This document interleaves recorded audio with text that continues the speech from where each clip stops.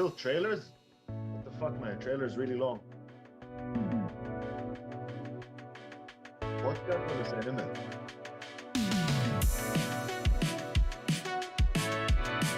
لا ناموس كله واتساب.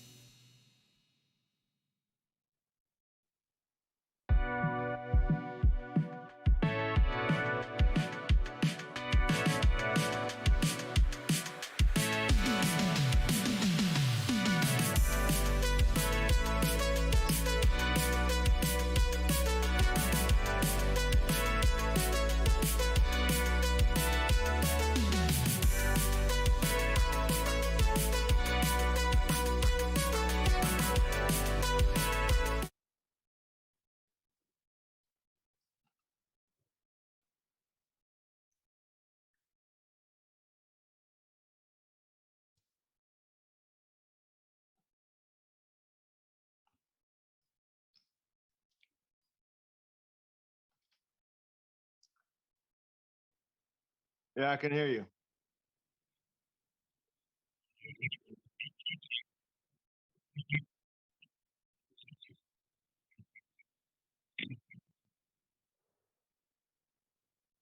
What's your mic input?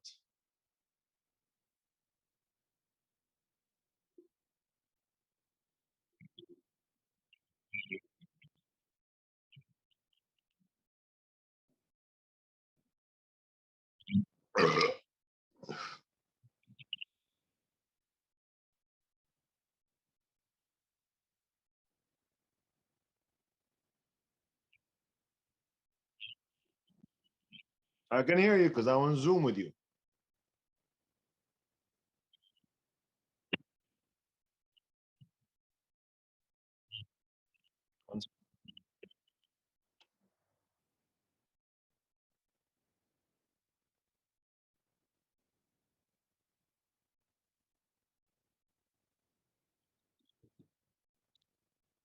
Test.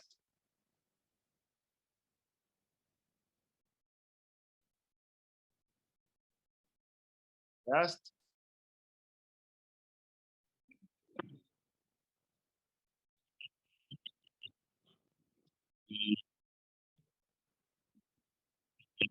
You have two options to fix this, okay?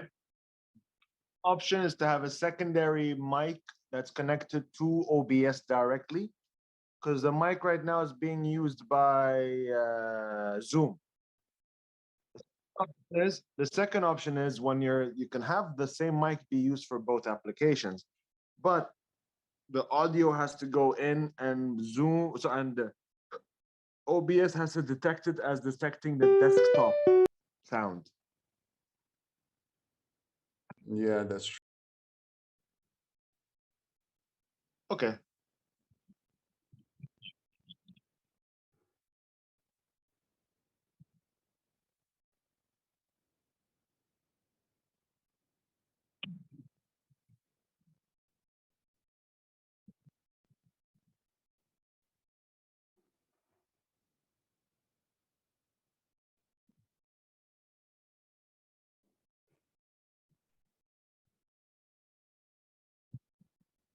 Mm.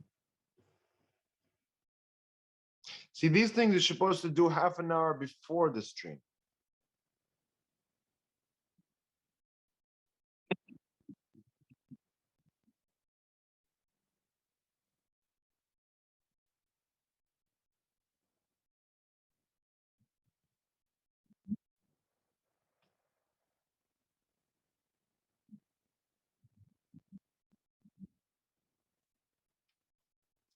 Yeah, yeah, there we go. It's working on now. Perfect. Now it's working on. Okay. Yes. Right. All set up and ready. Omar, LK, Sharif, how's it going, man? Thank you so much for being here. Thank you so much for taking the time to join us and to be a part of this amazing journey that I am still having a hard time figuring out 90% of the time. But believe it or not, it actually started because of you. It actually started because one day I actually messaged you and I asked you, I'm like, listen, dude, I want to stream some games. What do I do? And then you said start off with Streamlabs. So technically, you're the reason why I'm doing this right now, man. Well, I'm happy that I help motivate someone. When I first started, every streamer that I was asking for advice, they didn't give me answers, and it felt like they were worried I'm going to steal their thunder. And they're like, one viewer. Uh, I still have almost no viewers sometimes when I stream. But alhamdulillah, I'm signed with GK Esports channel, and I do have my own thing from time to time. But I'm doing fine, and I'm happy to see that little stuff that I do, which sometimes I would think is minuscule, has affected you to start your own thing. It's not an easy journey, but as long as you're steady with it, you'll do fine. But bro, you got like, you got a really decent amount of followers. I mean, I checked you out I just checked you out today. Just, I was just doing a little bit of homework today and yesterday. And you got a couple of hundreds. I mean, on Instagram, you got 1,700 on your YouTube and Facebook pages and TikTok. You got a few 500. You got almost, I think, more than 500 followers. So that's not bad. That's a lot better than what I'm going through right now. Well, that's the thing, um, when it comes to, I think Instagram, I used to have 2.5, I think. Yeah. And the thing is, you cannot rely. So here's how it goes. On Facebook and Instagram, a lot of creators are leaving that and they join TikTok. One of them is my own cousin, Abdul Khaja. He's Hmm. the one that convinced me to leave Instagram and go into TikTok. Okay. Um, because Instagram and Facebook wants you to pay to push for your product, to push for your content. That's why there's a promotion button right over there. And they don't care what you want to promote as long as you're paying. Yeah. I, for example, the image that I promoted for this right now on TikTok, TikTok Hmm. could reject that. So funnily, TikTok has better standards than Facebook. They will not promote stuff like an image. It has to be video of you. Yeah. And when you push to advertise or promote on Facebook or Instagram, Mm. just look at who clicks yes. It is makes zero freaking sense.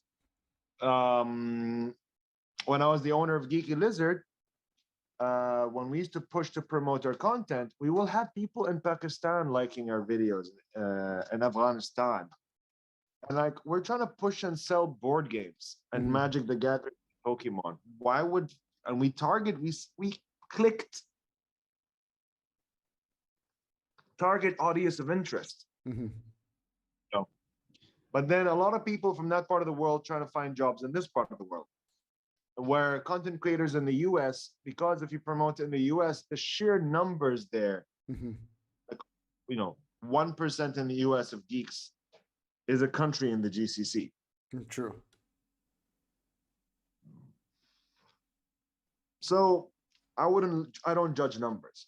It's quality over quantity. I would rather have 100 geeks in my channel watching me than random 2,000 people on Instagram that I'm not even sure who are the 1,000 people of them. Well, see, that's exactly why, when I created Noob Dad Gamer, so the whole idea and the whole vision that I wanted to do, I've always wanted to create my own podcast, and the idea of the podcast was to engage with just average people. 100% number of followers, quantity. It's always been something that, in my opinion, I think it's really just too exaggerated, too mainstream.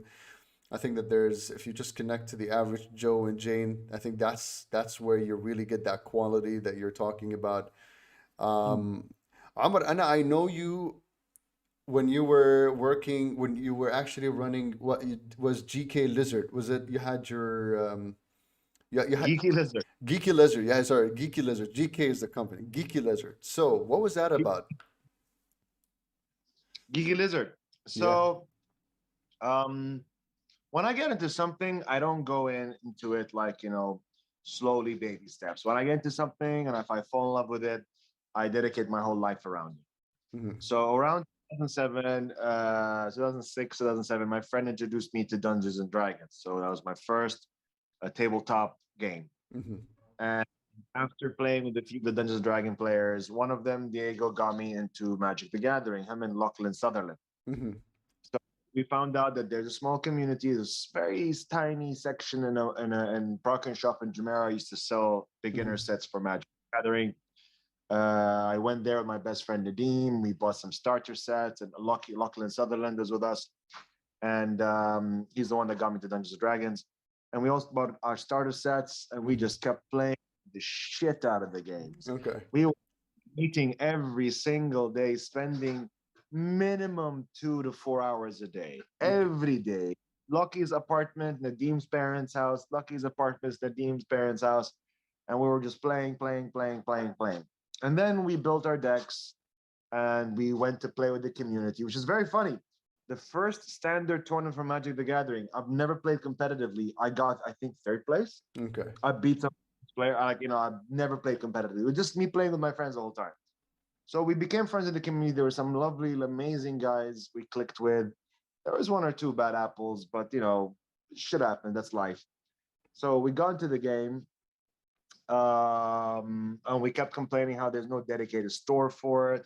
We don't even know what a dedicated store look like Okay. until I went to Canada and Australia and I saw how a dedicated store looks like. One of those bad Apple players who had a lot of disposable income went ahead and opened the small section of parking shop in the store. Hmm.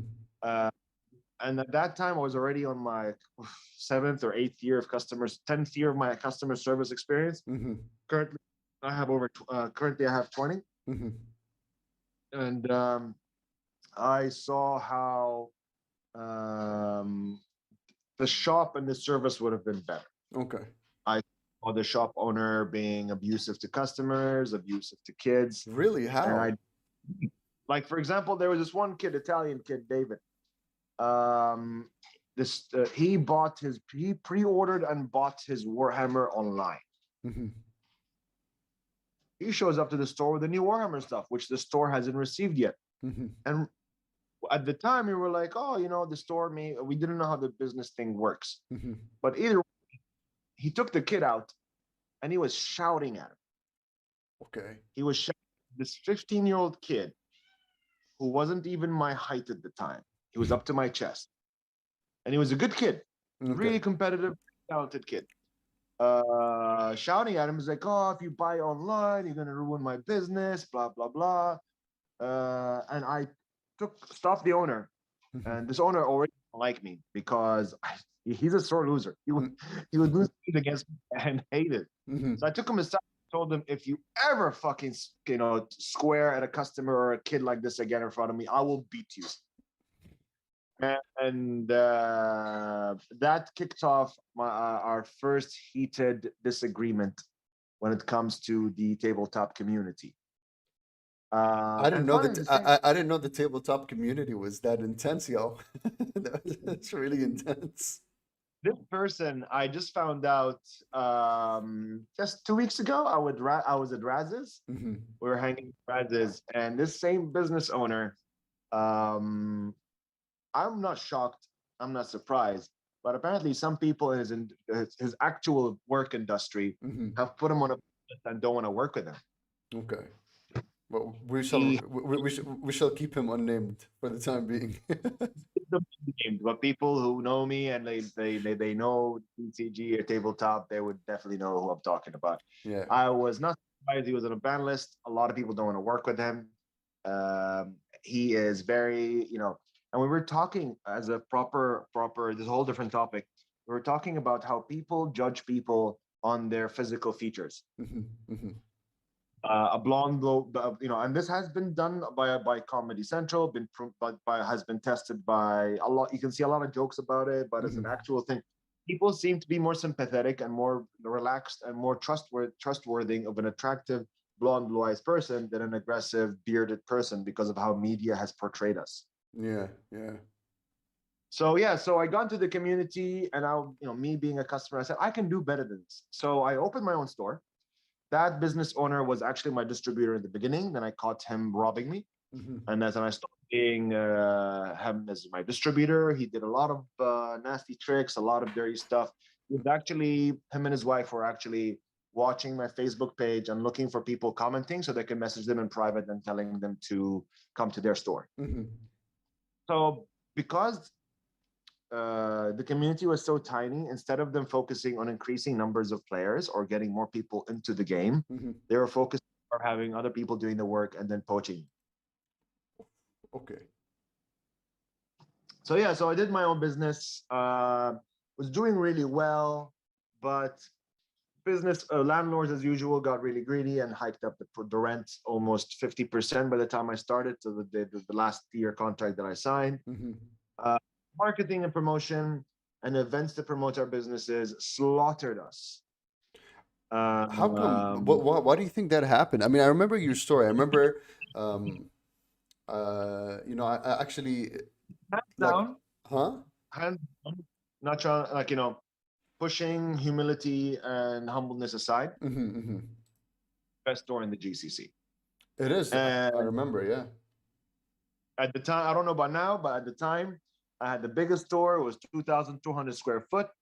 I had some of the most coolest things people till today talk about. Hmm. I had the best.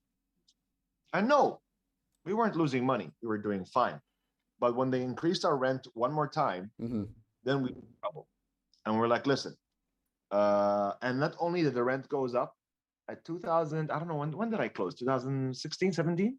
I think it was around 2018. I remember that because I remember visiting your store at 2018. I remember winning a competition that you were running on social media, and I Ah, and oh, I and you gave me a bunch of. I remember I still have them. You gave me like a bunch of comic books. Yeah, yeah. I still haven't finished reading all of them, to be honest. yeah. But listen, I'm by still the, you know, monster. Like, before I met you, I used to have what you would say a moderate knowledge around board games. mm, Um, I knew Dungeons and Dragons existed. I just didn't know how it worked, and I didn't understand how the whole tabletop industry worked. But mm, then when I met you, and you've shown me this like massive world that you've got me into tabletop gaming, and I realized that there was a full industry, and you've explained to me how it works. And I remember walking into your store, and there were these tables, and there were these guys and these dudes that were just playing really competitively. And I remember one time you said if somebody wanted to buy something like an extra card or an extra character or an extra ability or item, it would have like it costs by the hundreds. We're talking about 200, 300. Sometimes it goes up to 700 dirhams. Is that correct? it can go even more than that. It can even go more Uh, than that. So yeah, man, I mean, like I didn't know. And up until I came to MEFCC, in the early years of MEFCC is when I also realized that there's a huge tabletop industry, man. yeah, yeah. There has always been a good tabletop industry in this country. It was very difficult to reach them. The big, like I said, MFCC in the beginning was very compassionate, was very caring about small businesses. What do you call it? In the beginning, IGN was also helpful. They're like Hmm. they only charged, I think on the first one I went to was 400, 500 dirhams for the space, Hmm. complete. And then, but the thing is, people think we're stupid. I don't You see know, that's the thing that's that stigma that I just hate so much. I'm, I'm not going to use names anymore because I already mentioned enough when I talk about these. So one of these event companies once sent their pretty black hair, blue eyed British girl Uh-huh. with the and the photos of the other con that was successful at the time, Hmm. pretending I them to convince me to pay for a space for $10,000 in their shitty con that 50 people showed up to. Representation. I've always believed that representation is very important. I don't think there's enough representation. A lot of people think about, again, it's that stigma. Listen, Omar, the reason why I wanted to have this conversation with you is because I want people to understand, because even though even if there's not enough people tuned in live today, but I'm gonna put this out there as a recording. Tabletop gaming, it's an important industry. Okay, what does the community need to know about tabletop gaming that makes it so popular and so competitive? Tabletop gaming is as important to the video game industry as math is to computers. Perfect. You can't use today without math. Mm. You can't video games today without tabletop games. RPG games, Diablo, MMORPGs, Final Fantasy, World of the Warcraft, all of that works off numbers, which is exactly what Dungeons and Dragons and Pathfinder.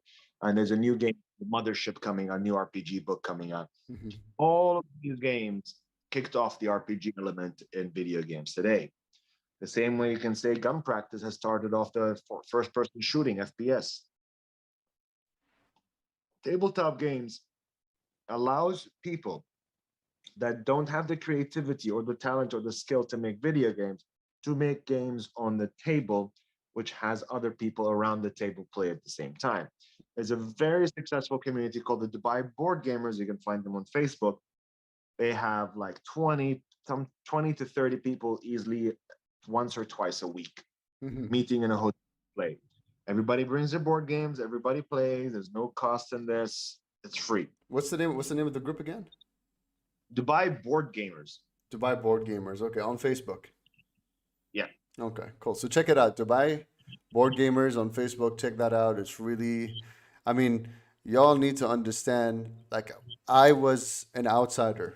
Before I met Omar, I didn't know anything about tabletop gaming or even competitive tabletop gaming. But once I got in there, I'm not as professional as Omar and the community is, but definitely get in there, just explore. It's really nice. It's physical, so it's not digital. But I think you can play it digital, right? Are there instances where you can play it There digital? are almost every single tabletop or trading card game now has a digital version. Okay. I think it's OCG, online, or DGC, digital card game, or online card game. Okay. Question. So if we talk about the most popular game, Dungeons and Dragons, I've Yeah. never played Dungeons and Dragons. Okay. I used to think that it was really lame. I'm gonna put it out there. I used to think it was lame. After I met you and after I met the whole entire tabletop community, I'm now convinced more than ever that I really want to take part in this game. I want to learn it. Um, if somebody who's not into tabletop, Moose, it's very simple. When you're younger, you pass judgment really quickly. Oh, that's lame, that's stupid, that's yeah, whatever. That some people would use the term that's gay a lot back then as well. yeah. Nobody tends to still use it till now. But if you go to the best house party in the world right now, but if you go with five boring guys and sit with five boring guys, that house party would probably be the most boring house party I've ever been to. Okay. If you Yeah, so Dungeons and Dragons is also an experience with the people that you play with. If you play any, if you play Dota, League of Legends with a squad of idiots or squad of hormonal raging teenagers who are just rage quitting every 5 seconds, the game's gonna be shit. I hate this game. This game is shit.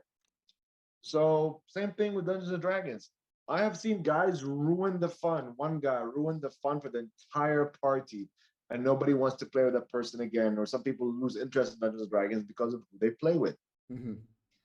I'm not saying it's the game for everybody. There's some people that it's not made for. Really? So Dungeons and Dragons, something like that, it's not made for everybody. It's not for everybody. But when you do play it, you'd want to play it with a group of people that actually make the game fun. So let me ask you a question. What do you think is the kind of person that would fit the what do you, how do you picture the persona of the person who would actually fit the character the game or the whole environment of Dungeons and Dragons? There is no specific person. Okay. Uh, my entire life, of everybody that played Dungeons and Dragons, I have met only one guy that didn't like Dungeons and Dragons. Okay. One, and then when I got to know that guy, um, oof, he's a very unpleasing human being. So that is statistically reassuring. You know, everybody that I've introduced Dungeons and Dragons to, even if it's a one-time game session, enjoyed it. Okay. Um, even if they never got back into it, but they enjoyed it. Okay. One person said, I've tried this more than three. I've tried this my third time trying it. I don't like it. It's not my thing. Whatever. Okay. I'm like, only one guy said that. Everybody else said liked it, but never got into it because they don't have time and they got other hobbies. Hmm. We're talking about a game session that you have to dedicate 3 to 6, 3 to, I've seen 12-hour sessions. Like once a week, you have to dedicate half a day to. Yeah. And I heard it's really long. Like it's a what? How long is the game? Because it's a whole story. Because you create a story in the game, and you sort of create a story, and then as the story progresses, certain events change. Okay, think of it like this. Imagine you're playing Diablo, Uh-huh. and in Diablo, you have Diablo 3 or 2, whatever, you have quests, side quests, right? Mm-hmm. Imagine if every single side quest alone Mm-hmm. was about 2 gaming sessions. Yeah. Think Wow. about it. Wow. Okay. First level of Diablo, if it has 8 side quests, that's 16 days and probably 2 more days, 3 more days, so you can fight the final boss of the level. That's the one level.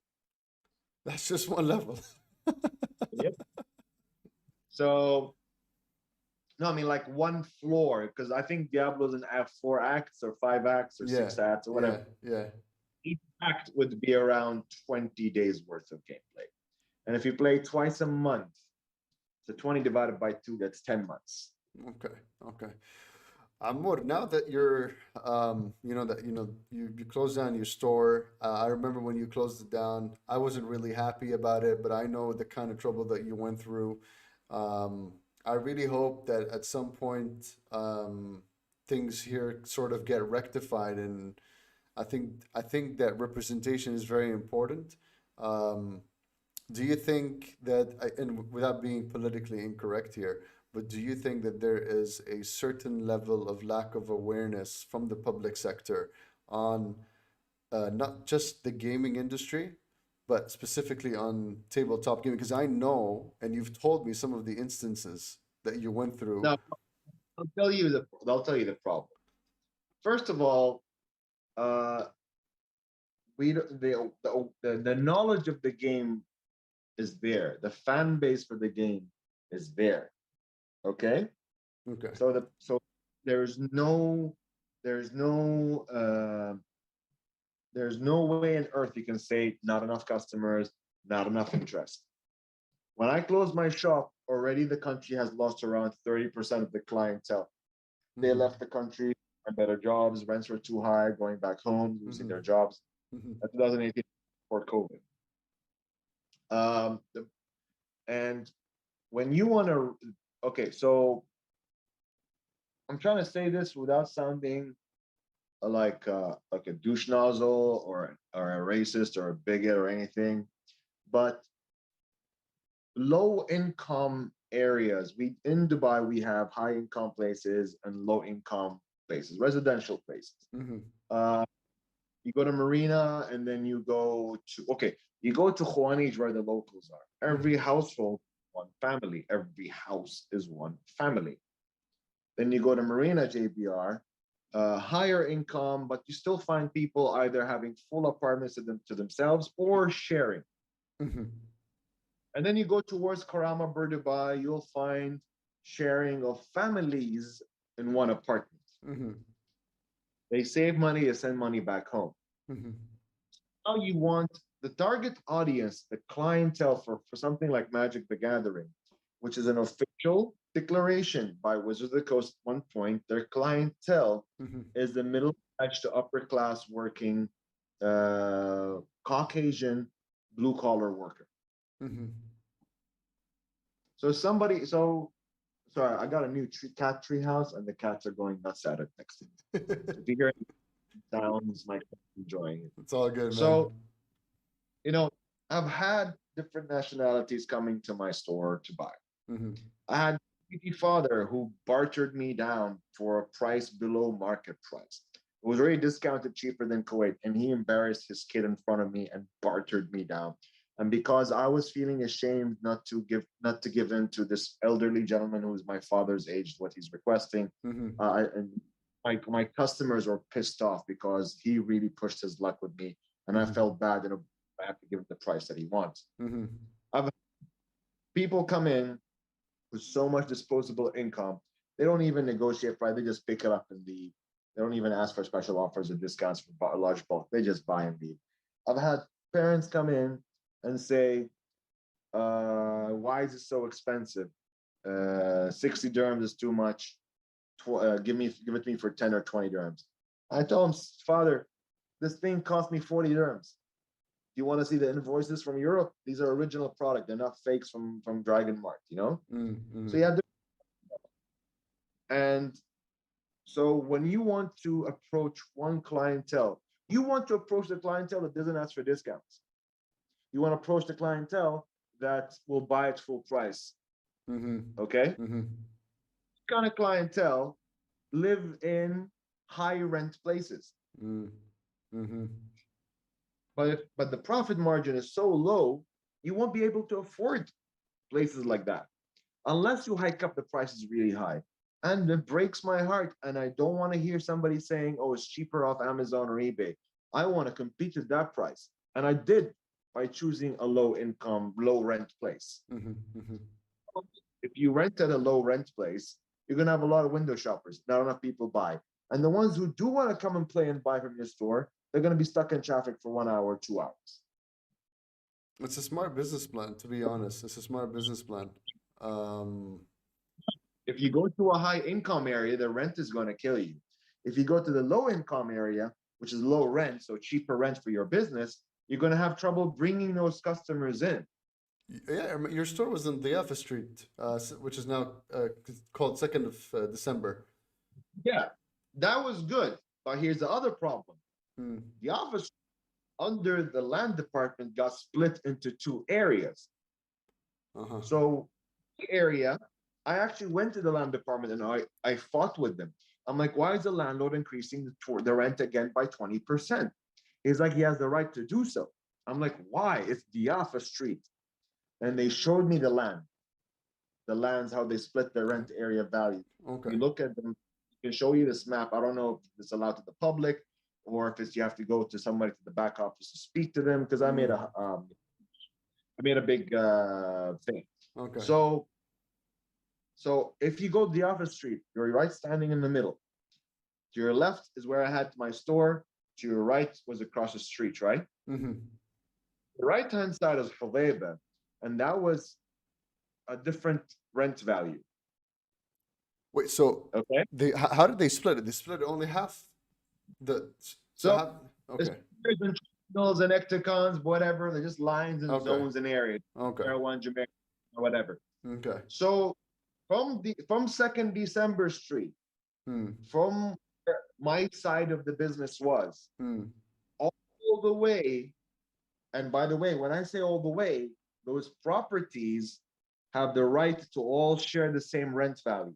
Okay. The City Walk. Oh, really? Yes. But that does not logistically make sense. Exactly. And the street is Hulayba. So that's the cheaper rent.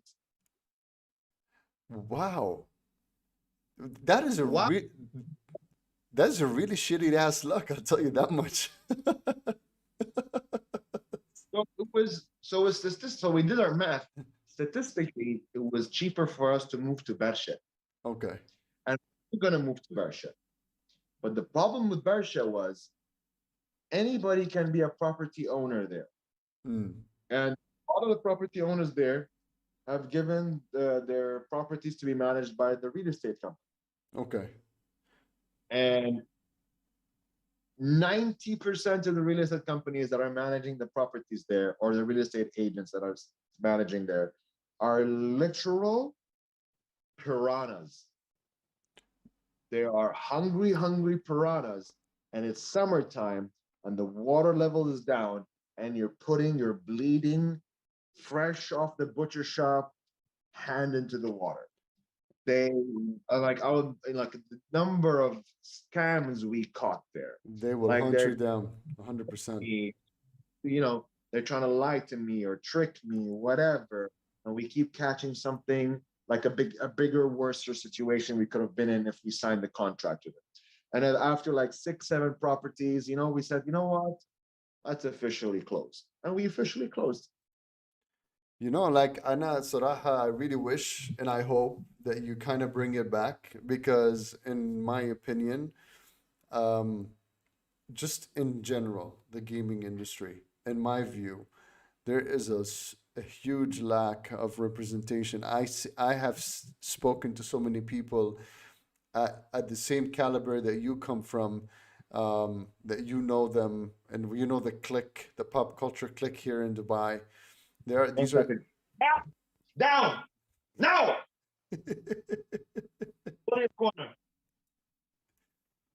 there's Bro, they have specific areas they're not allowed to go to. And I raise them like my dogs, so they know. So yeah, I was saying, I think there's a huge amount of potential in this market here in the country. I don't think there's enough representation. There's not enough investment, not enough support, and I think that needs to happen. Musa, who is representing us? Comic Con, No, that's true. IGN, Pop C? These places, majority of them, they don't see as, oh, here comes the mom and pop store. Let's give them a good rent value. Mm, No, they will butcher you. They will charge you exuberant prices for a space that you can spend a third of that money for Facebook targeted advertising, and you'll have more people coming into your store. You can have more people coming to your business by Reddit posts mm. than go and putting your store in these kind of events. Well, by that logic and by that philosophy, who do you think should be representing us? Um, they should be representing us, but they should understand just because we look good doesn't mean we have the same amount of money as the major stores like Virgin and Little Things. That's true. That's true. Uh, in all technicality, these major mall events, Comic Con and IGN and all of that, um, major businesses don't need to be there. GK doesn't need to be there. Virgin doesn't need to be there. The Little Things doesn't need to be there. Who else goes? Who else? It's like, even Speedy Comics or Comic Stop or any of them. They don't need to be there. Our entire Dubai UAE knows who you are. True. You guys are established. You're gonna go in every mall. You're gonna find these businesses there. They don't need to promote their businesses anymore. These kind of events were created for comic book or geeks or nerds who are starting to promote their. It's called Comic Con. It was a gathering of comic book artists showing off their new comic works. Mhm. These events are to represent people to represent themselves who are starting. These major companies don't need to be there. Now it became into a thing where people come and show off their cosplays.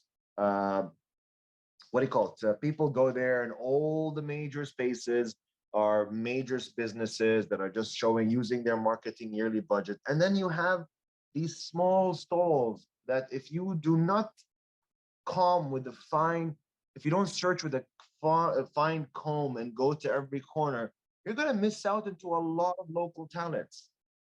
People tell me, "Oh, I was at Comic Con. My stuff was being sold there. I didn't see you.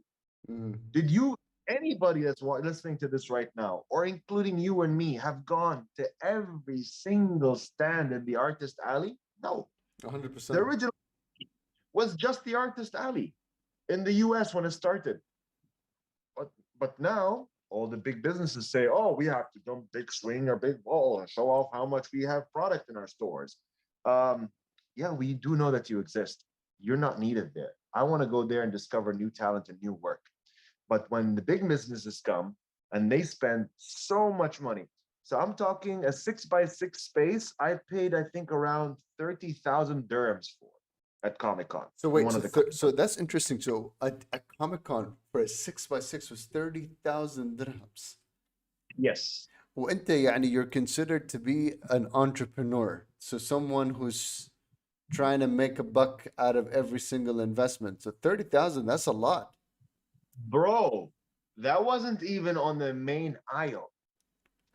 Okay. Wow. So I'm guessing the main aisle was what it shoots up to 70. Yep.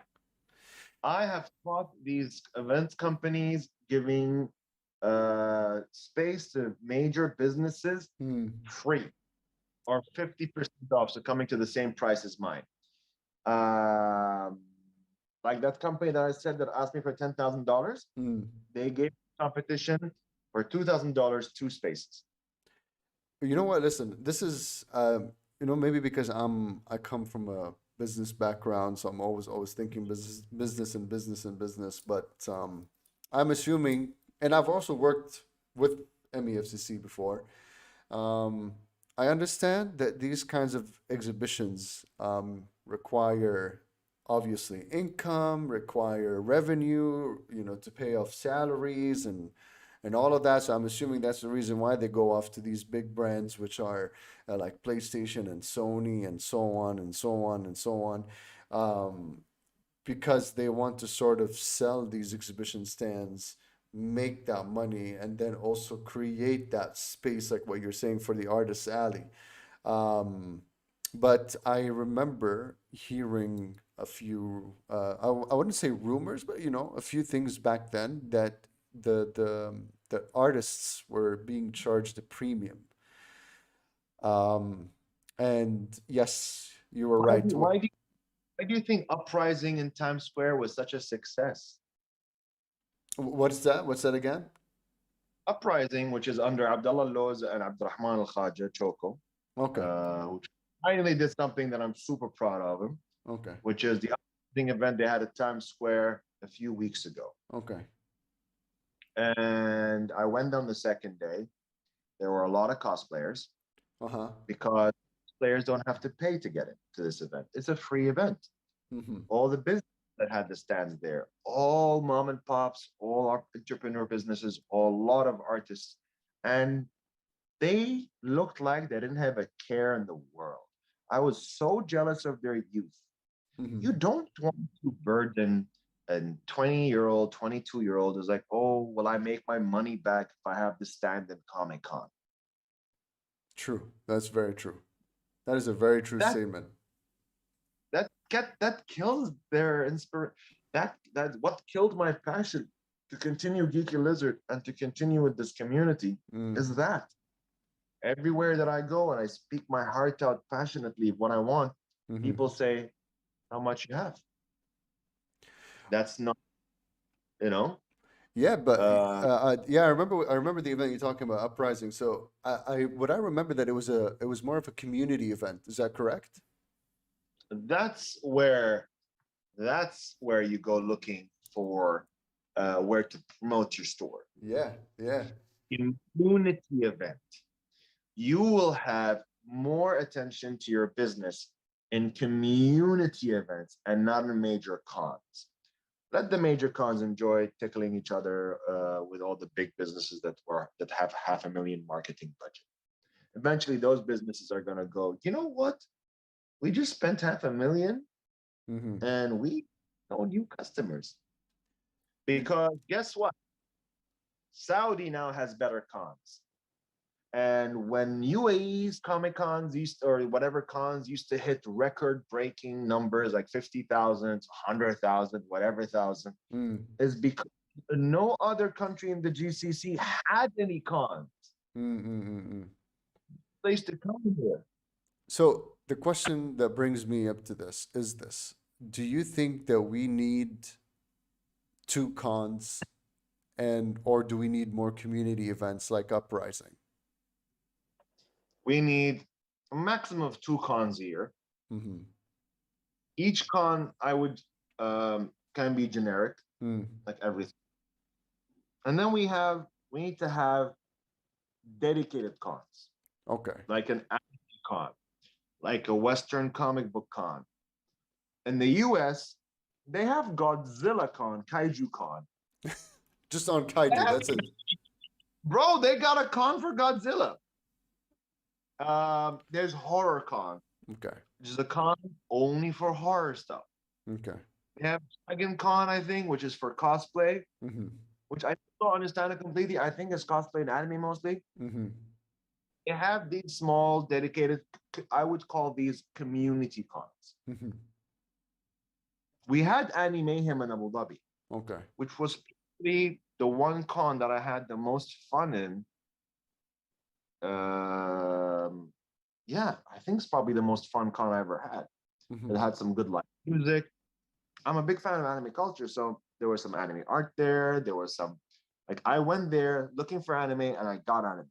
If I walk into Comic Con, I don't know what if I'm gonna find, first of all, Mm-hmm. and second of all, uh, what I do find, I've already seen. Mm-hmm. They got Game Street. Game Street's 10 minutes from my house, bro. You know what? I think I couldn't agree more. And I want to tell you my opinion about the concept of Comic Con in general. You see, I've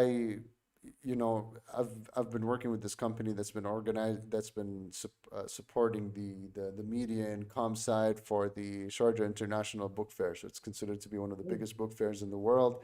And then when I was looking into its history and looking into its success story, the best and my experience in events in general, the best way to convince anybody, even if they're broke or they don't have the kind of budget that you're asking them to pay, is what is their return of investment.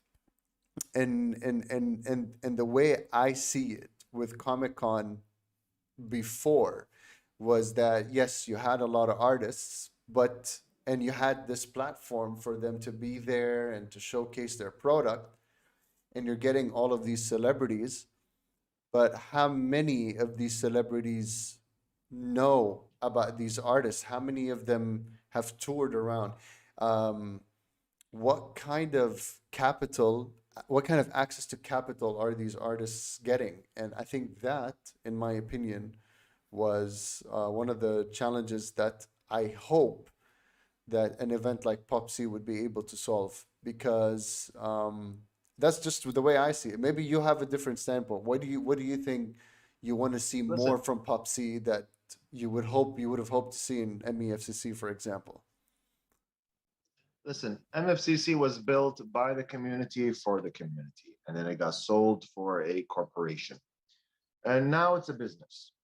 It's like your Baqala becoming into a hypermarket franchise. Mm, Okay, that's how this works.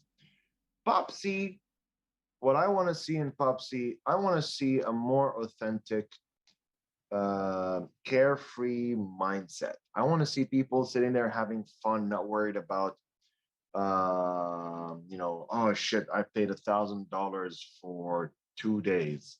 mhm, I hope I don't forget the average artist paid 1,000 dirhams. mhm, Thousand, sorry, that's they paid 2,000 dirhams. I don't know what the prices are for now, mhm, but what I heard doesn't make sense.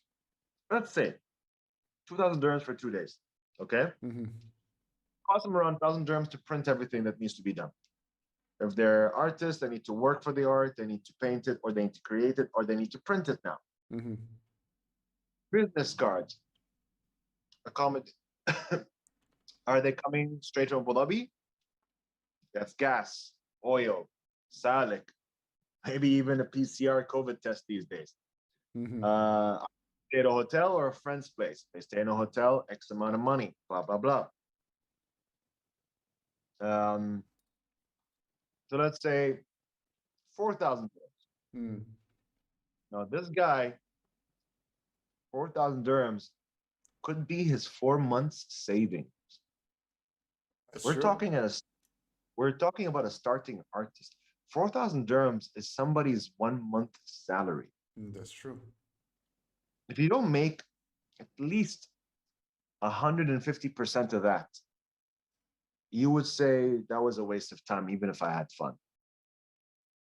That's exactly what my issue was. Yeah, that's exactly what my issue was with the MEFCC from before, is that how much are they making money? If you look at the book fairs, I don't know. I'm just assuming here. I could be wrong, but I'm assuming that publishers and writers go through the same thing, through the same struggle as what an artist would go through, you know? Don't forget, publishers have a minimum print. They can't just print 10 copies for one day. True. They have like 100 copies. Yeah, yeah. That's very true. Yeah, so I mean, and for me, what I want more to see in Pop C, in my view, is that we need I said this before so many times, so many different people. We have there is still a niche opportunity, an untapped opportunity to represent the pop culture and esports community at a mainstream level, and it can be built and developed by the community. I'm telling, and I said this to so many people, you don't need the money of Sony, of Microsoft, of the big corporations to be involved in it. All you need is just the community to come together. Um, I think, and obviously with the support and a little bit of media and PR and social media and all of that, I think that just comes in together, and ultimately it just hypes it up all by itself. That's just my standpoint. A lot of people don't look at it that way. A lot of people, I don't know why. I don't know if it's the UAE culture where, you want something done and you want it now. We don't wanna wait 3, 4 years until we see the results. We want to see the results right now because it's all about the numbers and crunching in the numbers. Or it's the fact that, such a culture and such a community that is slowly growing as it goes. Um, I believe that yes, patience is But no, but again, it's back to what I was saying. yeah. When con the numbers are really high, over 50% of them were people coming from next door GCC countries. Hmm. Those people now, really, now you want to play Zooms? So over 50% of the attending people are living in other GCC or living overseas. Hmm. Hmm. And those countries did not have cons. Okay. Currently, right now, I'm a Kuwaiti, sorry, not yeah, Kuwaiti or Saudi, Hmm. which at one point were the biggest spenders for the Comic Cons. They come here, they find the stuff a little bit cheaper than where they come from, Hmm. or they exclusive items they would buy. Hmm. Uh, they were heavy spenders, so they come in, and this is something they don't have in their countries, but now they have it in their countries. Hmm. There's a con in Kuwait. There's like two. There's I think two or three in Saudi right now. Hmm. Hmm. So all year long they'll save their money and then come spend it in Dubai at Dubai Comic Con. Okay. Okay. Now they're spending that money in two cons, three cons a year. So now they have less disposable income. So from that 50% that used to come from overseas to Dubai, I would say around 70% of that is gone. So that's true. Currently, so I think the only ones coming from Kuwait to Dubai Comic Con are like the cosplayers. That's it. What do you call it? And then from that, the remaining 50%, um, around, I would say a good 20% of that 50%. So let's say, from the 50%, 20% of that were just people coming in for the hype. Ooh, what's this Comic Con thing? Let's go check it out. Oh, it's really cool. We go for 1 year. We went last year, was fun. We went the second year, third year. By the time the fourth or fifth year, they don't come again. Okay. Okay. I They've mean, been, yeah, I have faith in Wave Rider. I have faith in Arafat. Arafat, if you're listening out there, I just want to say that I have faith in you, bro. I really wish everyone at Popsy the best of luck. I really, really hope that Popsy will be the answer to, something that's a little bit more redefined, a little bit more focused. But yeah, I mean, the best advice that I would give is talk to your community. Talk to people like Omar, talk to people like Abdurrahman, talk to Choco, talk to people from the community. What Faisal HN, is it HN Faisal? Yeah.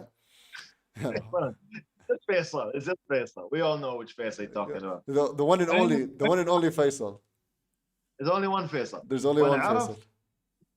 when Arafat announced his Pop C, I dropped a message on WhatsApp. I'm like, whatever you need, let me know.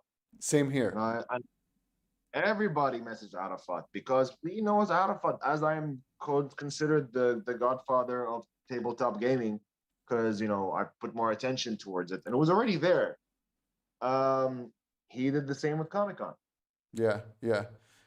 And everybody will stand by him because the guy was always an open book, Okay. no hidden. He was very honest with his numbers. He never gave false promises. He True. always stuck to it. And that's something that goes a long way. That's where people come and say, I'm going to stand with this person. I'll give Bro. you an example. Uh-huh. GamesCon Uh-huh. hired me to be a presenter judge for cosplay. Okay. I paid for my own gas. I paid for my own hotel, and they paid me nothing. My friend was cosplay judging with me. Hmm. They paid for her everything and a hotel room, and they gave her a salary. So, okay. So how come? What was that about? They never offered it. Okay. I was happy. What do you call it? I was, and I even had a stand there. I had Mm-hmm. a Geek Lizard. Mm-hmm. So they didn't have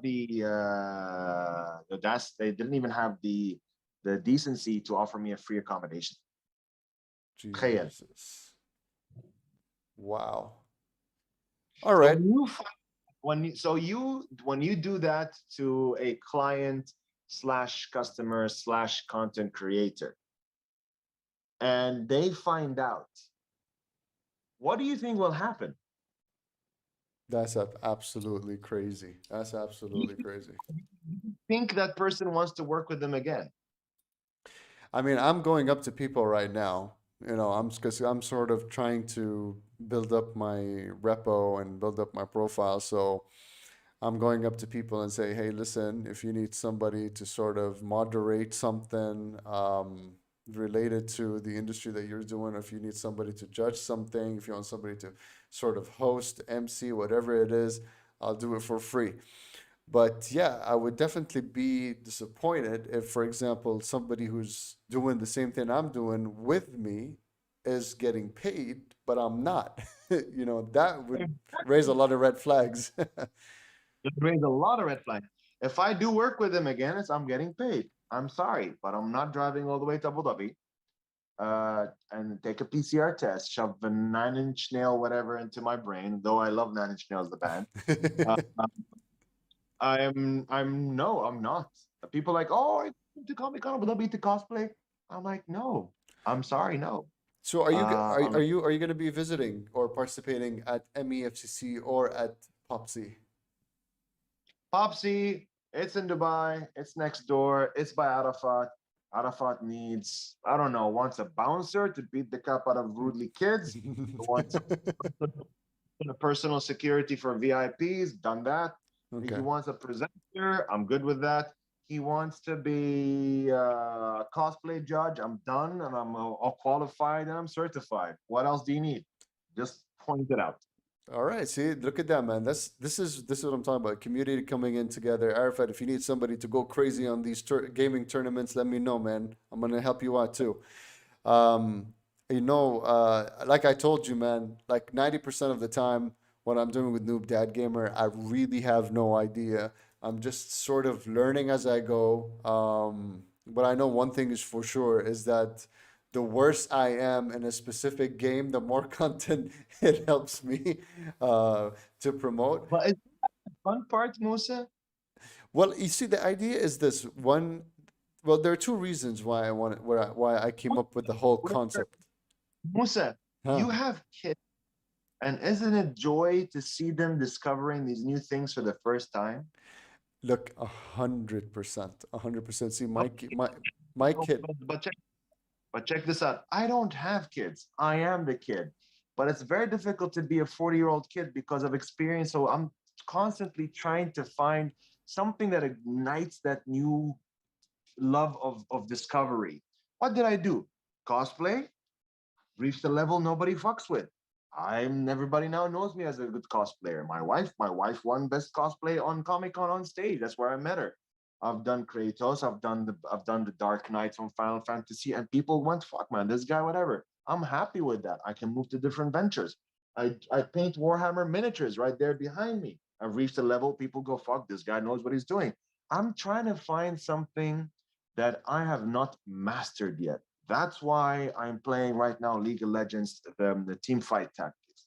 I want to be the next thing that I أقيمها, as we say بالعربي, أبغى أقيمها. Okay, Okay, okay, I want okay. to game. It gets, and as you get older, that gets harder and harder and harder and harder to find that flame again.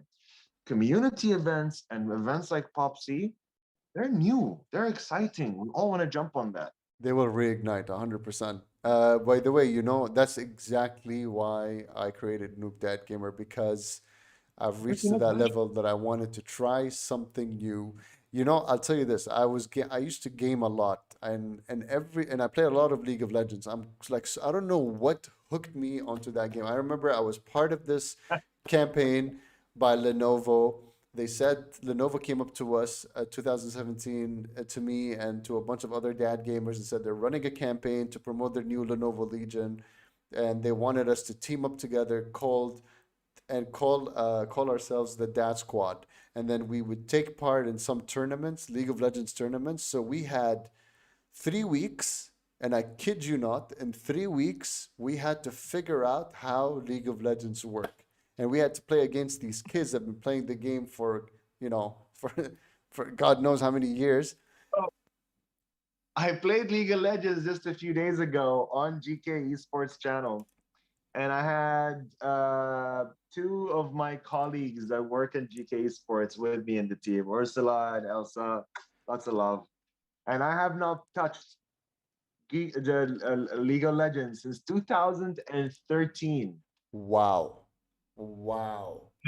Like, you know what? I like that eyeball character. They're like, what? And then I picked Bel Zakhouk, whatever. I was like, Khalud, Khalud. It's like, what? Khalud Bu'yun. I named him Khalud Bu'yun. Velcos. Yeah, Khalud. Khalud. I tried Elsa, Takhbis, garbage. Yeah, the game was a lot of fun. The graphics are superior. They've changed the map quite a bit. There is a significant difference. From And 2013. in 2013, um, League of Legends, I started playing a Dota 1, Yeah. Warcraft 3, Warcraft 3 map designer. You have to download it, and it was by Icy Frog, the two original guys that made Dota. Then they left Dota. One got offered a job at Steam and made Dota 2, and the other one, Icy Frog, if I think it's himself. He made League of Legends, and the Dota 2 went for a more serious look because it's Steam. Icy Frog stuck loyal to his base, which was the Warcraft 3 graphics engine. That's why League of Legends looks more closer to Warcraft. Yeah. Uh, there was also one more game. It's called Heroes of New Earth, I think. Heroes of the And Storm. no, that came later. So Oh, there okay, was that came originally later. Dota Legends and Hon. Heroes of New Earth, I think. Okay. Uh, Imagine Dota, but depressing. Like, it had the characters were the avatar, the characters were toony, Mhm. the League of Legends, Uh-huh. but the forest, the terrain was depressing, So that bro. Like we're dead. It's like you're playing, Dota in a graveyard. Like it was so depressing, the graphics and everything, and it was. I think it had the worst player base or something. I don't mhm. know what happened to it, but then that died out. It was nobody was playing it in Dubai in the network games. It was Dota 2 or League.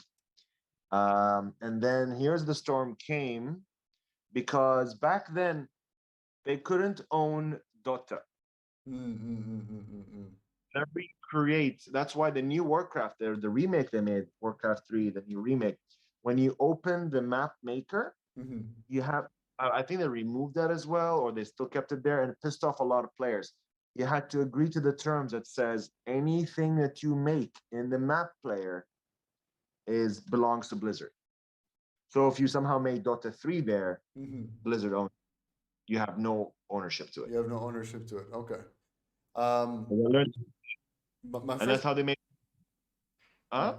I'm saying that my first exposure to MOBA games was Dota Frozen Throne. But Was it? that's Warcraft 3. Sorry. Frozen. World of Warcraft, Frozen Throne. I don't know. I can't remember. It was a really long time. It was in AUS. I was in AUS at the time, and then I don't know. I used to play a lot of Counter Strike, and then some dude said, "You know what? Why don't you come and join us?" Hakeem. Oh my God, Hakeem. Yes, big shout out to him. He's the dude that introduced me to. Um, he's the dude that introduced me to Dota, to my first mobile game experience. So he told me join this game, and I remember my first champion was Centaur Warship. Mm. Man, I love that champion. You just go in there and just do one stomp, he was tanky like crazy. Um, and then since then I stopped playing mobile games for a long time, and then up until I got introduced to League of Legends. Now check this out. I am actually before League of Legends, I am actually more of a fighting game player. So I'm more into Street Fighter, Mortal Kombat, Injustice. I was like literally addicted. I just wanted to master everything in Mortal Kombat and Injustice and Tekken and Street Fighter. And I was really involved and this dude Choco, he started introducing me to different people and he's the one who introduced me to fighting games. So I was really addicted to that. And then I don't know, there is something in League of Legends that make it's a love-hate relationship. You tell yourself, I'm gonna leave this game and I'm never gonna play it again because sometimes you just get really ticked off at the at some of the quality of the players. Yeah, yeah. But then you just feel that no, you know what? I want to be a part of it. So here's what happened. I stopped playing rank for a really, really, really long time because I was convinced that there is no way you can rank on League of Legends because it's either I suck as a player or either the team that is with you just really sucks. But then, as I had slowly started to learn the mechanics, so only last year I was introduced to this software called Mobalytics, and and then there was this YouTube channel called Domisum Replay.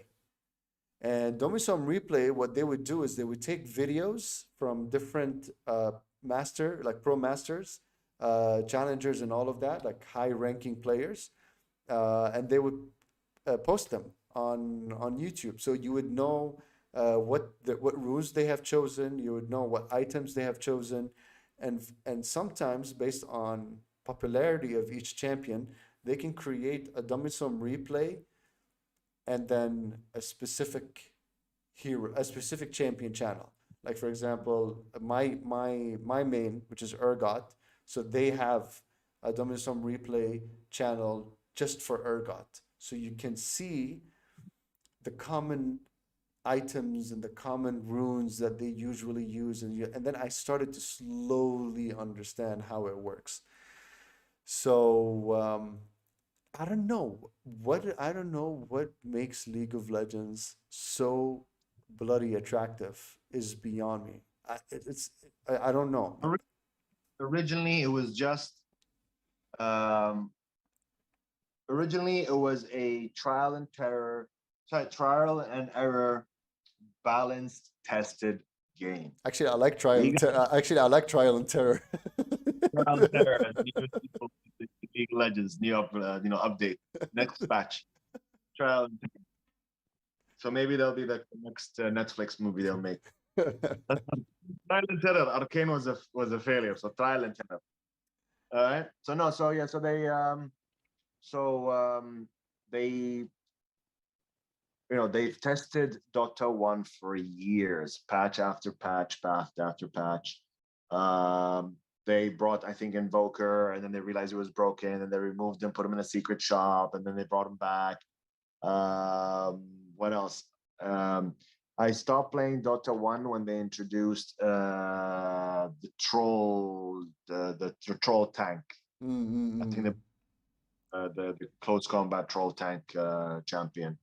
And I was playing Dota from the very start. Like by fluke, we found out that we're playing. Um, so they've had all that time perfecting that game, and they literally just had said, you know what, this game will be standalone, and they made a standalone game that was need any patches, was trial and error. So the only patches they had to patch was bugs. The numbers were there, the items were, everything was there. They just have to rename it. The graphics was good. When I first started playing League of Legends, the one thing that really made me curious was lore. There was no lore. Yeah, yeah, that's very true. In Dota, there was no lore. In Dota, characters are there. These are the heroes. These are the heroes. Pick and play. That's it. And I think the original Dota map was like the heroes in the top lane and the heroes in the bottom lane were different. Yeah, yeah, yeah, that's true. It wasn't open for everybody. It wasn't. No, it wasn't. Now I remember there's a documentary. It's actually on Netflix. There's a documentary on the history of League of Legends. So they get into the full story of how League of Legends happened from beginning, from concept to scaling, and they actually interview the creators as well and how the whole concept became Riot Games and so on. So yes, the champions were different. The lineup were different. Um, the laning was different Yep. back then. Yeah. So then they made the game. They started introducing lore. I remember very clearly. My friend is like, "Yo, listen, when you pick Renekton and Nasus, they actually have special dialogue for each other." I'm like, "No, really?" And this is 2012, and I was like, "Pick the characters." They actually have like Volley Bear had a problem with the old time guy, Yeah. I know a zillion. Zillion. So Zillion. what's wrong? What does this polar bear have a problem with this guy? No lore. So there when lore was there, it was hidden. And when I started playing, so after League of Legends, I stopped playing in 2013. I got back into the game through Legends of Runeterra, and I was mind blown by the amount of I lore. remember. I remember. I remember the moment Legends of Runeterra came on. It was because of you and because you introduced me to tabletop gaming that I actually was so inclined to download Legends of Runeterra and try and scale with it. In fact, I think two or three people in my company where I used to work, or sorry, where I'm working now, one of them achieved I think a challenger level, and the only deck that he had to use was the one that had Nautilus in it, because that Do you deck that was before. I think that was in the early think Mythic? Nautilus. No, did he reach Mythic level? The highest rank is Mythic. No, no, no, not the highest level. He went to Challenger. It was before Mythic. The highest level was Challenger at the time. For a challenger is I think platinum, I think, or diamond. Yeah, yeah, yeah. No, he already reached Challenger, and the only deck that he had to use was Nautilus, with the one with Nautilus and Malphite. Sorry, Nautilus and what's the name? The tree champion. Huh? Maokai. Look, Maokai. Yeah. I played that deck, and it was I played it competitively as though it is a beautiful deck. And yes, it has its flaws. But that's the thing. That's an easy to build deck, and he managed to, with skill, reach mythic level. I mean, Riot really did in my view, that was a really smart move from Riot, and that's a really smart game for them to come up with. Yeah, like 2 years before that or 1 year before that, they released that video what Riot Games working on. I remember I was sitting in the hospital waiting, and I was looking through videos on YouTube, and it was an appointment, nothing serious. And I was like looking, and I was like, did Riot Games just declare? And I'm looking at the trailer video, Mm.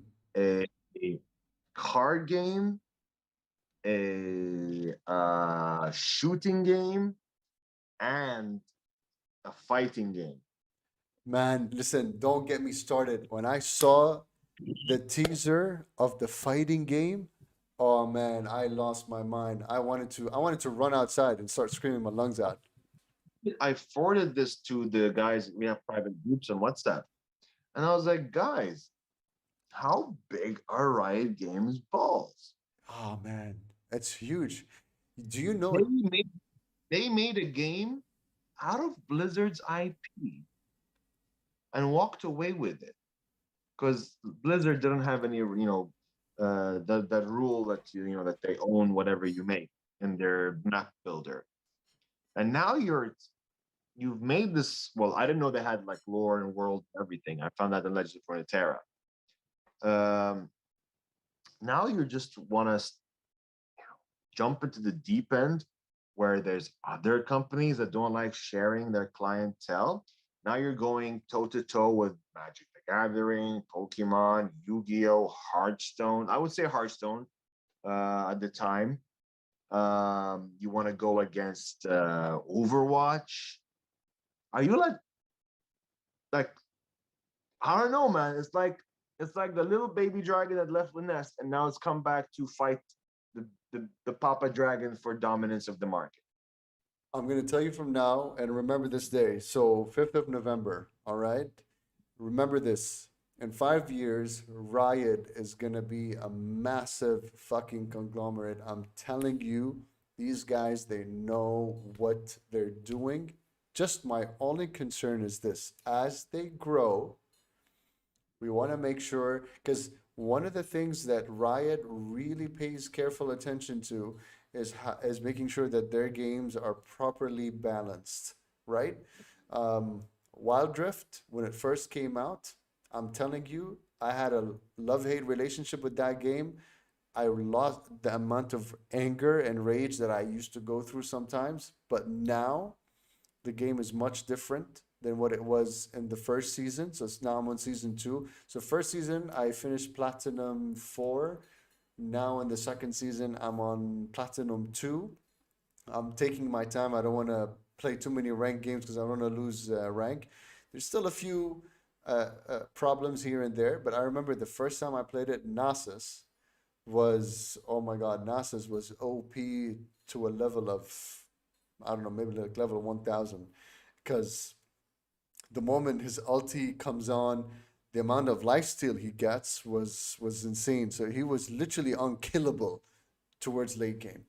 But now they started to add in all of these new characters, so things are starting to sort of balance out. So yeah, like 5 years from now, it's going to be massive. It's going to be huge. I just hope that that does not affect the quality of their games.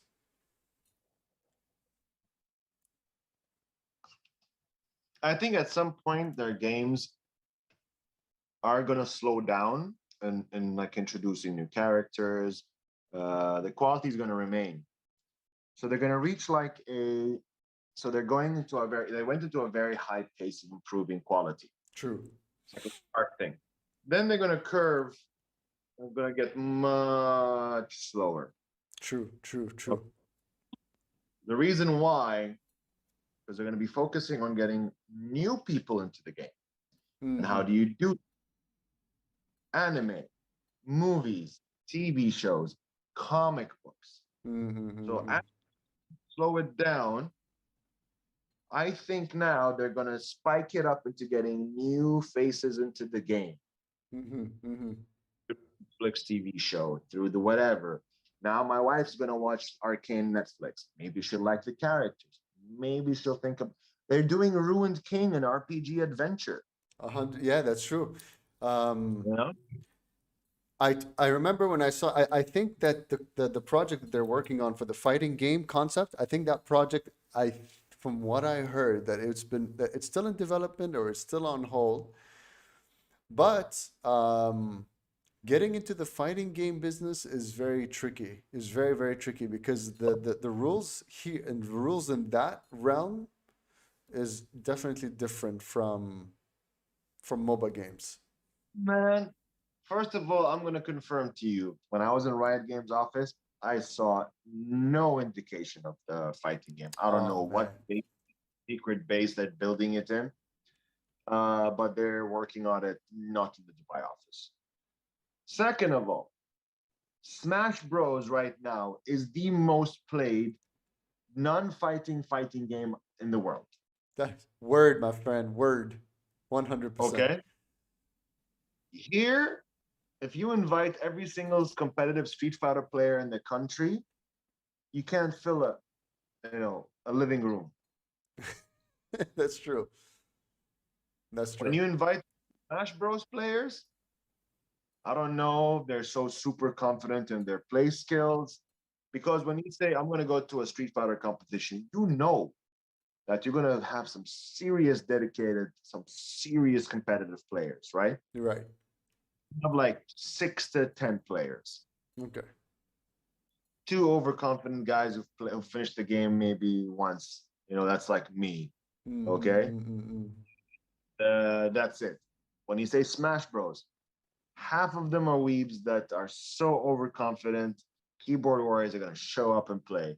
And maybe 25% of them are like the dedicated hardcore players that are really world level skills. Mhm. But then you have 40 people showing up. That's very true. That's very true. That's very true. The minimum, minimum 40 people show up. And are they fighting game enthusiasts? Majority of them, I would say 80% of them, nope. They don't play any Street Fighter, no Tekken, no King of Fighters, no nothing. But Check they're Nintendo fans. check the But they're Nintendo fans, Nintendo fans. majority. True. So Um, how many are League of Legends players are gonna go to try the fighting game? I mean, I mean, it's debatable. So how many League of Legends players actually went ahead and tried Valorant? A lot of them did. I mean, I can tell you that from the amount of people that I have on my Riot friends list, on my LoL friends list, a huge portion of them tune between Valorant and then Wild Rift, Valorant, Wild Rift. Um, Here's what's gonna happen. When Wild Rift first came out, uh, it took time for people to sort of get used to the whole idea of the game and how it works.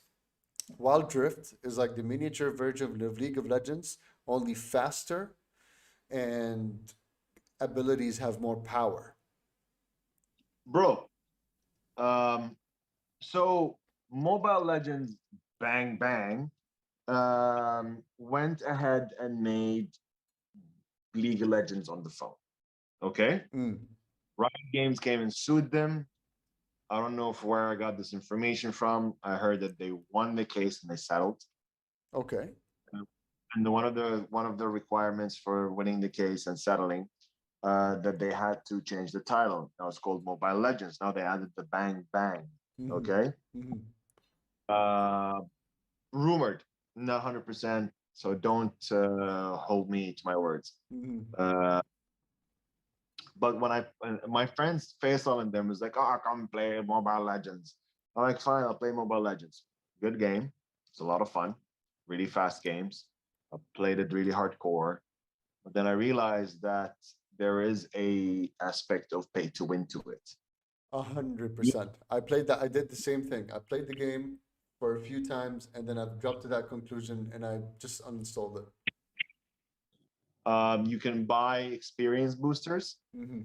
Uh, Um, you can. by so then when a new hero comes out, you can play him straight away at rank. Yes. In League of Legends, I don't think they allow that. No, you can play They with, can. yeah, yeah. Like for example, Vex when it first came out. When I used to play 2013, you can't. Yeah, no, that they changed that rule. Just recently, they announced and they launched a new champion on League of Legends called Vex, and she's a mid lane champion, and can play as a support as well. And just from the first day, a lot of people chose her in ranked. Man, I'm telling you that there are players. Like, it's so surprising. On the day the new champion comes out, that you would see a player choose her on ranked, and they would master her in a way that is insane. Like, how did you figure out her, her mech? How did you figure out her technique? Well, some players, different new generation of players, different than older generations of players. Like I tried playing Contra the other day, and man, I sucked, and I used to own the shit out of that game. Yeah, yeah. As you get older, your reflexing in gaming is tends to get slower. Your eye to hand coordination. So there's no shame in saying, "Shit, man, I can't keep up with this game." Yeah. That's why, but that's why when I play card games, I'm better at it because I still have that level of intelligence and response. To play that kind of game where I can have the time to think. Mhm. That's why I'm enjoying Teamfight Tactics a lot. And it's much more harder and challenging than Mobile Legends Bang Bang version. Mobile Legends Bang Bang version, I know. I said, let me try the stupid game. Tried it, whatever, and I went mythic in like a month. Okay, because I remember when I downloaded Mobile Legends, I remember I kept on adding you to come and play with me, but you would be playing Team Fight Tactic. Yeah, Uh, see, I see people add me, and I'm like, who is this guy? Cancel. I don't know who's trying to invite me to games, and even when I'm streaming and people like, oh hi, whatever, and I'm like, oh, it's cool. Who are you, bro? It's me. I'm like, I don't know what your nickname is on Twitch. Amor, now that you're like our inside man with Riot, do you think that there is a possibility that Legends of Runeterra can be a physical board game? That doesn't make sense. That wouldn't make sense as a business plan to go make into a physical Okay. because um okay, so Magic the Gathering, the when it says search for a dragon, Mm. it'll always say if the card is going to your hand, reveal it to your opponents, so then your opponent checks if you're cheating or not. Okay. In Legends of Runeterra, search for a dragon, put it to your hand. It does that for you. It does it already for you. It does it for you. So you don't have to reveal it to your opponent. Ah, Why okay. would the game has picked a dragon for you? Why would you reveal it to your opponent? The opponent, if he sees a card going to your hand, he knows it's a dragon. And that's really what makes the game perfect. And so when they did Magic the Gathering to the online version, you still have to show the fucking dragon to your You opponent. still. Yes, because the physical card says reveal dragon to your opponent. So now they've just Okay. copy pasted bullshit. Okay. Uh, so I don't want them to know that I drew an Aaron Soul. That ruins my strategy. I would Mm-hmm. play two dragons and put them into your hand and have the only dragon in the deck Aaron Soul because I play a lot of expeditions. Okay. Mm-hmm. And I'll have like one more dragon. The whole deck will have three dragons. That's it. Yeah. So, again, uh, if they converted the video game to the card game, physical on the table, they'll be forced to say stuff like, search for a dragon, reveal it to your opponent. Mm-hmm. All right, listen up. I am going. Have you seen the latest? Huh? And to answer your question, no, I don't want to see Legends of Runeterra on the table. Okay. Okay. I mean, I like Legends of Runeterra the way it is. I And I will tell you right now, the reason why it doesn't have a lot of players is because their biggest fan base to their product in the Middle East does not speak English. Look, let me tell you this. This is, and I hope that you can take this to Riot. Now, when Legends of Runeterra first came out, I um I approached this friend of mine. So one time I was in the office, I was having breakfast, and I was playing around. So a friend of mine who doesn't know anything about League of Legends, Legends of Runeterra, or Riot games in general, or even card games, just comes up to me. He's like, what is this game?" And then I explain to him. I tell him this game just came out, and look at the graphics because he's a designer, so he's into the whole graphics and the quality and all of that. So what the first thing that took him by surprise, or that took his attention, is the quality of the graphics of this game. So he was really intrigued. What is this game that Moose is playing? And then I explained it to him, and then he downloaded the game. And again, I'm telling you, this dude doesn't know anything about no context whatsoever.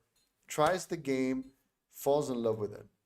Now his boss, who's also this young kid who's just like out there who likes to learn stuff, gets introduced to that, and in 48 hours or in 72 hours, he's figured out the whole game.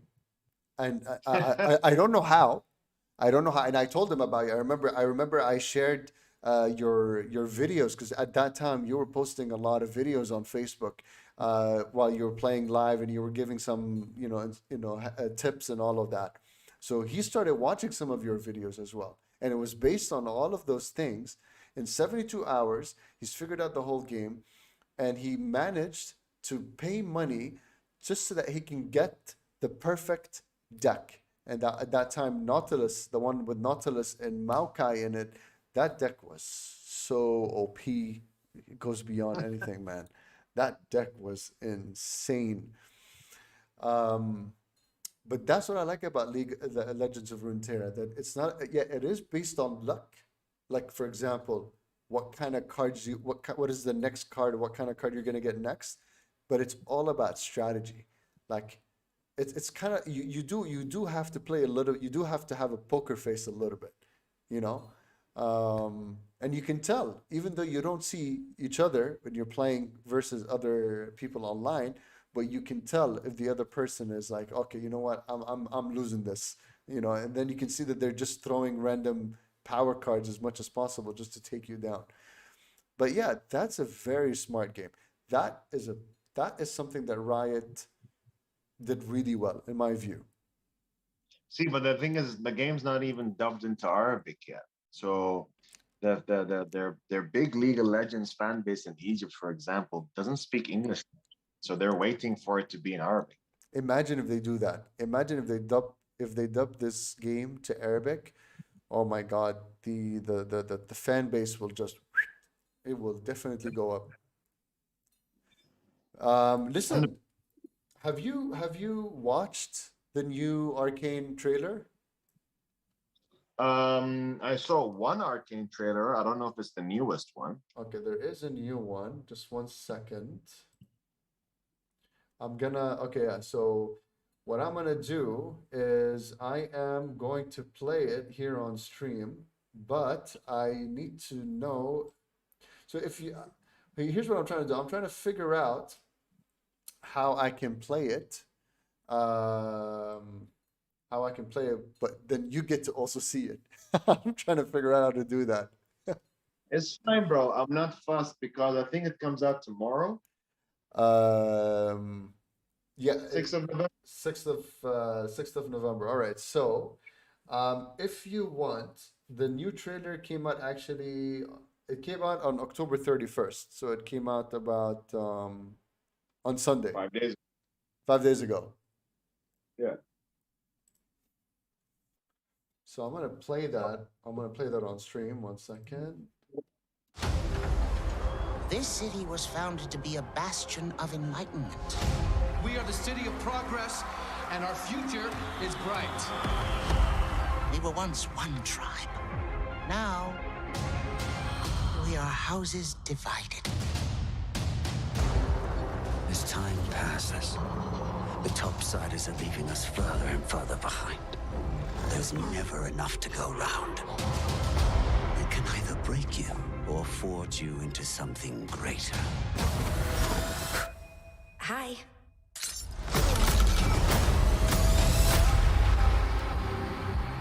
I need to speak with one of the inmates.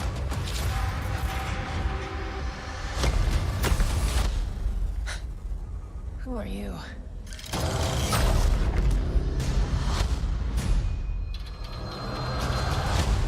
I have to try and find my sister.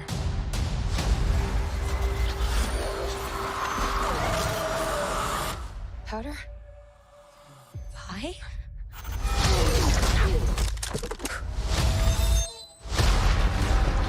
There are people down there hell-bent on destroying us.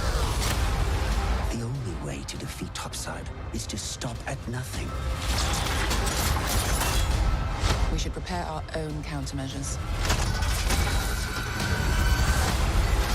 Imagining yourself a hero. I'm afraid this will be a very short reunion. You talk too much. Here we go.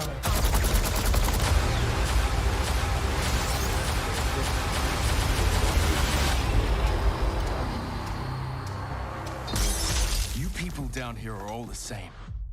Bit of advice. Don't threaten the guy who pours the drinks. Omar, let me Yes. tell you, man. Anna, to be honest with you, I'm really excited for that TV show. I'm really excited for the series. I think it's going to be amazing. Guys, November 6th. Look at the cat. Guys, November 6th, Arcane. If you don't know League of Legends, and if you didn't have any interest in League of Legends, watch Arcane. It's artistically brilliant. The storyline is beautiful. You don't have to have context to understand Arcane. So you don't need to understand you don't have to understand League of Legends to enjoy Arcane. It's such a beautifully done and written story. I hope that the series will end up being great. It's a bold move, to be honest. It's a big move by Riot. So I'm sure they've calculated like every step they can to make sure that this goes out to be perfect. So yeah, man, what do you think? What are your thoughts about the show? Well, again, right now where my wife and I are watching Lock and Key, because she really enjoyed season one. Okay. I didn't. Okay. She read. And so after this, I'm probably gonna have her watch Arcane with me. Okay. I think it's gonna be more about Jinx and V's relationship, so their backstory. Mm-hmm. Mm-hmm. But if you noticed, Jinx doesn't seem to be laughing much in the trailer. Yeah, because you would think that Jinx is your like the Riot's Harley Quinn version, I guess. So we're gonna be seeing them why she becomes into a laughing maniac. Okay. Same as the smiley guy from One Piece, Joker, I think. Yeah. So yeah. So what do you call it? So I hope it's good because I watched the Dota one, the anime. It was good, but it wasn't memorable. There wasn't like a lot of scenes that stuck to your mind or remember them very well. Same here, by the way. Part two is coming soon. Also, it's coming in November. Oh yeah, but it's not memorable. There's, you know, you watch the whole thing and there's nothing sticks to your mind about it. True. So hopefully Arcane would have the opposite effect. There'll be some memorable scenes or some. These days it's difficult to have like joy of new discovery. So I'm looking forward to see what Riot Games doing. So fingers crossed. Let's see what they do. And if they do it well, it's also going to get a lot of attention to their product line. Okay. Okay. Well, I'm definitely. I heard Khalud Bayoun has a statue, so I'm actually going to check out their web store for their statues inside. Khalud Bayoun. Yeah, and I think you see a lot of characters on. You see a lot of characters on Arcane, so you're gonna see Caitlyn. You're gonna see the famous character that before he becomes singed, you will see Jace. You will see Senna. So Senna, Yeah, because all these characters are in Palfazor or whatever. What's that city's name? and there is Zon. So you'll see a lot of characters from Zon, and Yeah, then they're and what's nice in this trailer. So I saw the two trailers. In this trailer, there's a shot that shows you Noxus. Uh, Noxus is the city for I call Darius. them I call them communist country. It's a communist country. Um, but yeah, it's gonna be good. It's gonna be great. I'm looking forward to it. November 6th, tomorrow. So I'm excited for that. Amor, let's Well, I have to end this live thing so we can finish watching what do you call it? Lock and Key. So I can start Arcane tomorrow, hopefully, if you finish Lock and Key. Kalas. Amar, I'm gonna ask you one last question for everybody to know. Listen, and I'm a massive fan of Geeky Lizard. What's the future? What are you doing now? What do you want people to be in tune for, to stay tuned for the next big thing by Omar? So after I closed my store, other stores have closed down and the community was going in limbo. Currently, there is only one store right now that was holding TCG tournaments, and it became more of a monopoly, and it was not giving the players what they deserve or what they want or what they used to. Mm-hmm. Helping the little things with bringing back what we call the geeky lizard spirit. Mm-hmm. Well, the swallow, the hanging out, talking, proper organized play, proper reward for the players. Like literally, I was talking to one of the guys from Charger yesterday, and he said, "I don't want to drive for 2 hours to win first place and only get 5 booster packs. What's 5 booster packs? You know? True. I would rather come drive all the way down from Sharjah to pay 56. They're competitive players. I will pay 60 dirhams, get 1 booster pack for the shot of getting one entire box at first place." Okay, that's nice. Okay. So we're bringing back that spirit through the little things. So look at the little things. I'm pushing them to promote more stuff. The new store at Mercado is really. We played yesterday. Yesterday and today we're sitting in the mall. And Mercado is such a lovely mall, to be honest. It is. It is Like, 100%. yeah, so such a it's يشرح القلب. It really opens up your heart to it. And about Geeky Lizard, I don't know. Currently, I have more important projects than a passion project. Building the house in Kwanij, and after I'm done with that, you know, we'll might consider reopening Geek. Nice. Listen up, everybody. Omar, LK, thank you so much. Guys, go onto his socials right now at Omar LK Gaming. And you also do a few content on GK Gaming, correct? GK Esports. GK Esports. Yeah, my current plan is to get TikTok famous, so go join me on TikTok. I've already met 2 people at Mercado today that actually said we follow you on TikTok, which is hilarious because I picked the most sensitive topics that piss off racists. I see that. I see that. I see that. Listen, I know that you have to go and watch Lock and Key, but I wanted to ask you this question at the very beginning of the stream. You did, so I was trying to promote our interview today on TikTok, and then I noticed that the video that you had created was 10 times better than the video that I had created. So I'm like, what am I doing on TikTok and on social media, man? Listen, What do you mean created is better? the video that you created was so much better. You had the title, and then you had the music, and then you had the, because I still don't know how TikTok works, because my perception of TikTok is little kids dancing to music. No. So TikTok is basically a mini video editing program.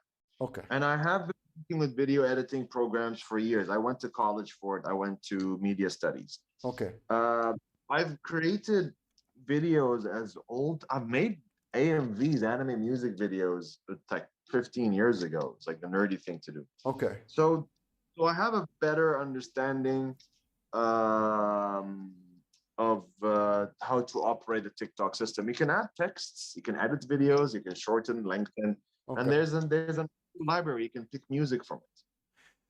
What is your, just give me one advice. What do you think I can do more on TikTok to sort of like really push Noob Dad Gamer to the community? I see the videos that you make, they're so brilliant. So my advice would be hit 1,000 followers, and then you can do live streams on TikTok. Okay. And if you, what do you call it? Eventually, you can connect your OBS or Streamlabs stream to TikTok. Right now, I can't. Right now, you can't. You have to have a minimum 1,000. Okay.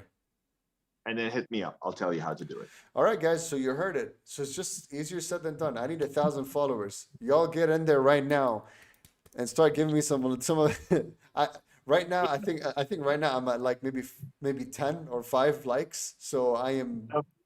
If you want to, the easiest way to get big time followers on TikTok, just do reaction videos or response videos. So if somebody makes a video about a topic, just do a stitch and give in your 2-piece about it. Try to find videos where it's a pretty girl. Okay. Make that a cover photo. That's the cover of Yeah, that's exactly what I'm gonna do. Oh yeah, bro, you don't understand. The world is dominated by simps. Betas are the new alphas. Yeah, it's 100%. Omar, Habibi, thank you so much. I don't want to take too much of your time. Please say hello to the missus from me and kisses to all the cast that you got going on. Omar LK Gaming, guys, go onto his socials at Omar LK Gaming. Check him out. Check out all of his work and stay tuned for everything that's going on. Omar, once again, thank you so much, brother, and have a good night, man. It's always a pleasure to help any friend that's asking for help. I think that's the whole spirit of community, is to helping each other. I'm not trying to sound cheesy or whatever with it. It's true. If the guy is a member that enjoys the same thing as you are, be helpful. So yeah, thanks for having me over, bro. I wish you all the best with whatever content you're trying to make in the future. And if you need any help or advice, feel free to ask as always. Will do, man. Thank you so much.